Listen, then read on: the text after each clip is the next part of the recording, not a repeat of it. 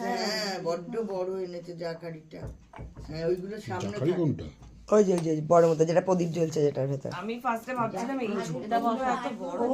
ওইটা পুরো মতো সামনে না লাগবে না এমনি থাকবে থাকবে না। ঠিক আছে তাহলে রেখে হ্যাঁ টলবল করবে। এটা আমাদের ওই একটু পিছিয়ে দাও, কলাটা একটু পিছিয়ে দাও, তাহলেই হবে।